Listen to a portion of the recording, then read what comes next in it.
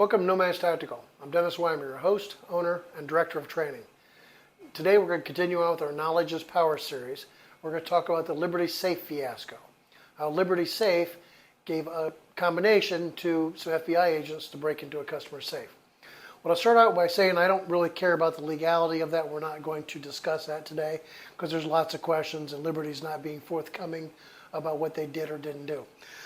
Bottom line is, safe manufacturers have retained the default codes to get into the safes. And this is to help you because if you register your safe and for some reason you get locked out, on the inside of the door there's a serial number, and on the back of the safe there's a serial number. You can call them and say, hey, I bought this safe, look, I registered it with you, here's my serial number, I can't get in my safe. And they can give you the default code to get in if you've got a digital lock.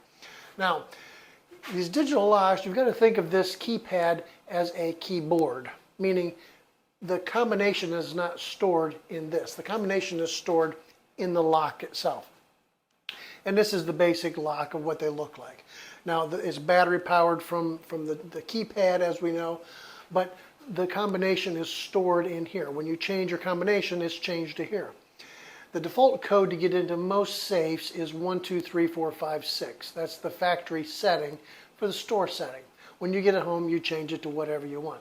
There is still another default code in there. Now, the safe manufacturers go by your serial number, obviously, but they also go by lot numbers. So the FBI, when they got to this guy's house, could spin this safe around, and on the back, there's a little sticker that says serial number. They can call Liberty and say, okay, well, this serial number, I got to get in the safe. So they look through their records, they say, okay, well, here's the default code for that. But the safe manufacturers build safes in lots. So October, they built safes, and the default code for October is XYZ to open up all these safes. So if they don't have the serial number, like say you scratch that off, that's all well and good. But they can say, well, the safe is somewhere in this era. They could take a picture of it. They could say it's somewhere made in 2013. Then go back and say, okay, well, 2013, here are the 12 different default codes that we used. So they may have to punch in 12 different numbers. But if they want to get in, they're going to get in.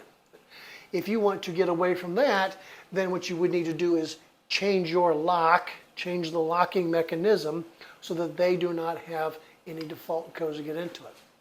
Now, if you have a safe that opens, or you reprogram with a little red button that is just inside the door. When you open up your door, your safe, on the back side there's a little red button. You push that to change your combination. Those come with a little cap to cover over this button. Make sure you put that cap over that button, okay? You want to know more about that? Come talk to me in person and I'll tell you about it. The only other safe way or safer way is if you have a dial combination lock. Now, the safes come from the factory with a combination already set, and most people don't change it because they don't know how to. There is a very specific tool, it's called a key dex, which has very specific keys that are designed for each lock. They go in this little tiny hole right here and allow you to change the combination of your dial combination lock.